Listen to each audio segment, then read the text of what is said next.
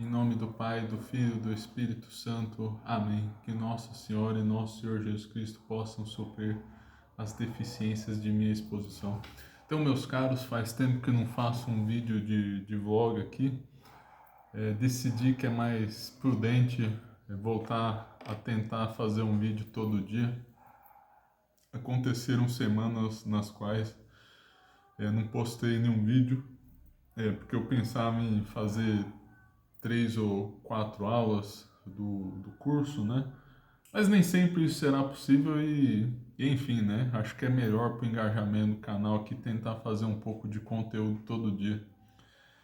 E aí, treino mais a arte de fazer vídeos. Bom, hoje falarei dos tópicos do raciocínio provável, muito importante no proceder científico, seja filosófico, seja teológico.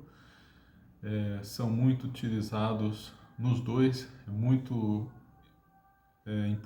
são muito importantes para a investigação científica. Eles nos auxiliam a descobrir coisas. Aristóteles tem uma frase que diz mais ou menos o seguinte, que esse estudo nos ajuda a encontrar as coisas. Aristóteles escreveu o seu órgão, dividido das categorias da interpretação, analíticos primeiros, segundos, ou posteriores, anteriores, depende um pouco da tradição, depois os tópicos e por fim os elencos sofísticos. Talvez o livro mais obscuro, o menos estudado, menos conhecido é justamente os tópicos, que versa justamente sobre o raciocínio provável. Inclusive, hoje em dia não, graças a Deus, voltou um pouco, mas na era moderna da filosofia se duvidou da existência de conhecimento provável. Claro que, enfim, né, são várias escolas de filosofia, é difícil falar de todas, mas houve uma grande influência daqueles que pensavam que ou o conhecimento era certo ou não era. Um tanto quanto influenciado por Descartes, quanto aquela coisa das ideias claras, as ideias claras e distintas. Isso ajudou a fomentar essa visão aí, né, de que o conhecimento é necessário. Hoje em dia, há quase um século, vem se retornando aí ao conhecimento provável, e talvez até tenha vindo com uma certa reação aí, né, que muitas pessoas nos nossos dias não acreditam em conhecimento absoluto, conhecimento certo, infalível, então seria tudo relativo. Mas enfim, isso é uma outra história. Na visão clássica e escolástica, existem vários graus de conhecimento e são graus de conhecimento propriamente dito. Há alguns autores que consideram uma espécie de raciocínio provável, mas meramente na esfera prática, porque é necessário para viver, né? A vida nos constrangeu a assumirmos que há conhecimento provável, porque nem sempre é possível agir com certeza. Se formos esperar as coisas, termos certeza, possivelmente nunca agiríamos. Mas é um, é um fato, diria até evidente por si mesmo, se a gente reflete bem sobre o tema, de que há o conhecimento provável na esfera intelectiva mesmo, porque o conhecimento que não é certo, ele é capaz de fazer nossa inteligência balançar para um lado, se pender para um lado.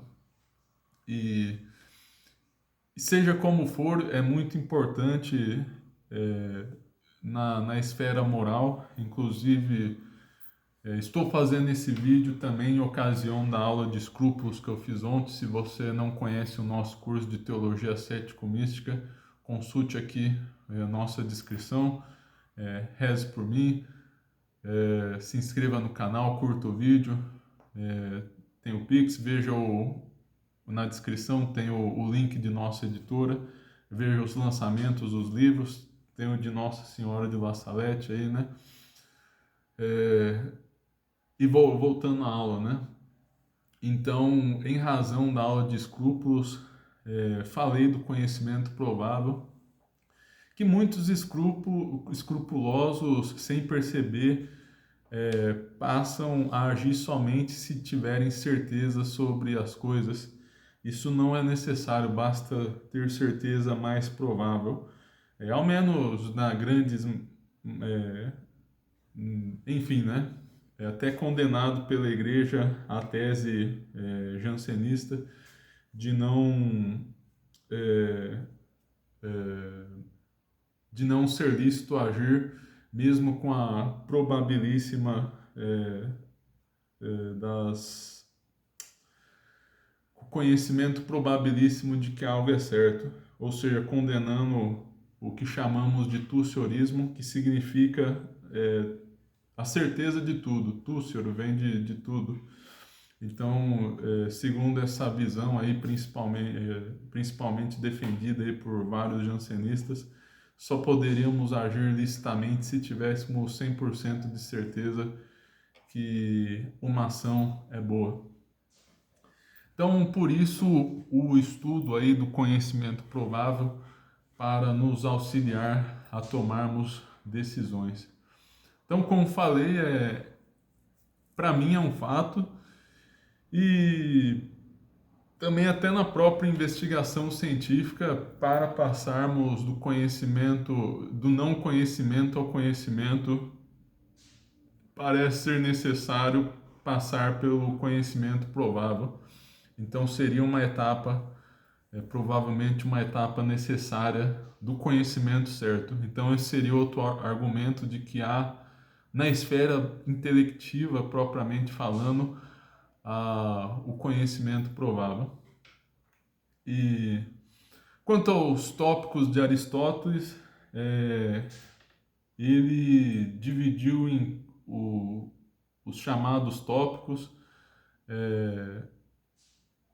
alguns chamam de lugares comuns, mas o mais correto é deixar o lugar comum para a retórica e tópicos para o conhecimento provável, para ter uma certa distinção. Embora tenha uma noção, tenha um sentido semelhante, né?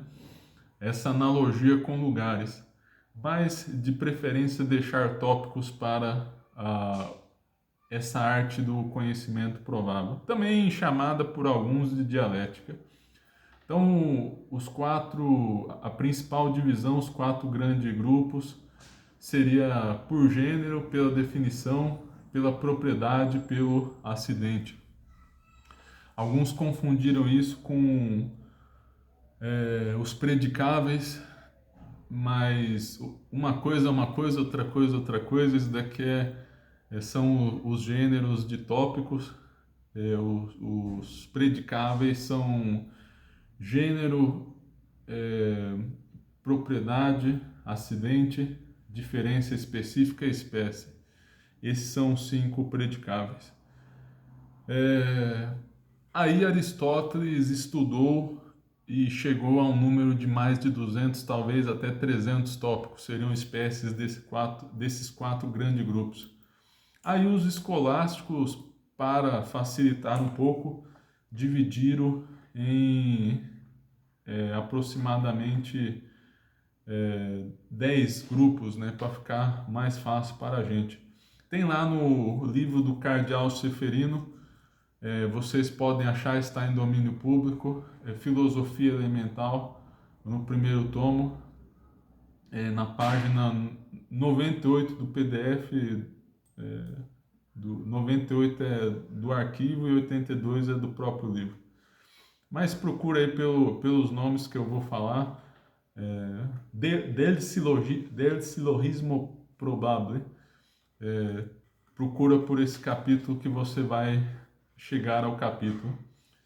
Então, esses tópicos reduzidos para facilitar são a causes, em latim o nome, quando o efeito ou alguma coisa pertence ao mesmo e se prova por suas causas. Pelo efeito, quando a causa de uma coisa ou algo pertencente àquela se prova pelo efeito. Há alguns axiomas ou princípios que servem de fundamento aos argumentos que se sacam desses lugares. Tais são, entre outros, se há efeito, há causa, etc. Estou lendo só um pedaço só para vocês terem noção. Então, até agora, a causa ab effecto, da causa e do efeito. A subjecto, quando se prova algo relativamente às propriedades ou acidentes pela condição do sujeito em que existem.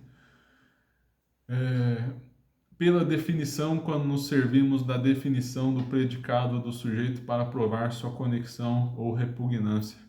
Da divisão, quando tomando por meio o todo provamos alguma coisa acerca de suas partes, ou inferimos o todo da enumeração de suas partes.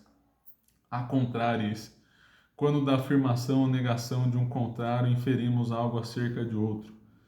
Ad adjunctis, quando se toma argumento para provar alguma coisa da família, lugar, tempo, pessoas e outras circunstâncias e condições da mesma, ou seja, de coisas que vêm junto com a coisa. A símile, quando nos servimos da semelhança ou analogia para provar algo. A imoralidade fez perecer a República Romana, logo também perecerão as nações que a ela se integrarem. Ab auctoritate, quando se prova alguma coisa pelo testemunho dos peritos naquela matéria. E o cardeal Ceferino diz que para avaliarmos a qualidade dessa autoridade, analisar 4 pontos. Se o autor que se alega é tido por competente naquela matéria, ver se ele estudou aquilo mesmo, se tem competência. Segundo, se examinou a coisa por si mesmo ou se só se refere ao parecer ou dito de outros. Então, analisar se ele viu com os próprios olhos ou se está apenas recolhendo a opinião de outros. Ou os dois também. Se examinou a questão ex professo detidamente ou só por incidência ligeiramente. Então, uma coisa é a pessoa declaradamente estudar o assunto ou tratar só por alto, quase que sem querer. É muito comum isso quando vamos estudar autores antigos. Muitas vezes eles não trataram questões ex professo, usando o termo aqui, mas sim só por incidência, porque as questões não se manifestavam abertamente para eles. Autores da patrística, da escolástica, que novas questões surgiram em nossos dias. Por exemplo, a questão dos sistemas de consciência. Dificilmente algum autor antigo vai ter tratado ex professo isso, mas claro, né, há várias opiniões na qual tratou de algum modo, né, da qual é possível inferir algum tema, né? Então a questão se complicou muito nos tempos modernos. Um dos grandes autores a tratar disso foi Santo Afonso. E, claro, né, o próprio Santo Afonso tenta se valer da autoridade de Santo Tomás, Santo Agostinho, cita vários autores patrísticos, mas pelas citações se vê que não trataram muito abertamente do tema. Até Oroio Marim diz que esses sistemas de consciência não foram conhecidos nos tempos mais antigos. É uma coisa mais recente mesmo. Se deixaram levar, quarta ponto a se levar em consideração quanto à autoridade, se se deixou levar por preocupações, afetos ou paixões sobre a matéria, ou seja, avaliar se há interesses políticos por trás, interesses financeiros ou de paixões, Isso pode aumentar ou diminuir a qualidade do testemunho. Tem lá no livro do Edouard Hugon, o tomo 1 de filosofia dele, tem um curso de filosofia muito bom, tem a parte da lógica, e é lá na página, artigo 4, da argumentação provável, página 397 até a 406. Ele tem uma divisão também, uma redução aí dos tópicos. É um pouco diferente, só vou enumerar aqui: a causes, ex effectibus, ex subjectis, ex adjunctis, ex oppositis, o cardeal Seferino usou a contraris, mas é basicamente a mesma coisa. Ex comparatis vel similibus, seu ab exemplis, ou a partir de comparação, semelhante ou exemplo. Sétimo, ex nomine. Octavus, ex definitione. Aqui já tem uma certa distinção do cardeal Seferino. Tem a definição, que é a definição nominal. Não é... Aliás, isso daqui difere da lógica, né? Mas a lógica analítica, demonstrativa, a definição da lógica demonstrativa é certa. Já essa definição é hipotética, descritiva, é uma primeira definição que usamos na investigação científica, mas que tende a ser abandonada depois. A diferença entre o ex definitione e ex nomine, que o ex nomine não é trazido pelo cardeal Seferino, ao meu ver, pelo que eu interpretei aqui, ex nomine seria mais... aliás, até é dito aqui, seu ou ex nominis etimologia. Então, é analisar o nome sob o aspecto etimológico. Então, a etimologia é uma fonte de probabilidade. Claro, é um argumento provável, né, como estamos falando. E vamos voltar à lista aqui. Nono, ex divisione, do todo, das partes. E décimo, ex testimonio, que seria o de autoridade. E o nosso padre Edouard Hugon, dominicano, um grande tomista do século passado, ainda divide em três, reduz a três: a analogia, a hipótese e a autoridade. Então, esses são os três principais tópicos. O de hipótese seria basicamente quase tudo que é intrínseco e que não é a comparação, a analogia. Claro, analogia é possível fazer demonstrações com analogia, mas há analogias que não permitem inferências certas. Inclusive o conhecimento da existência de Deus e de seus atributos, né, são certos justamente porque é possível demonstração na analogia.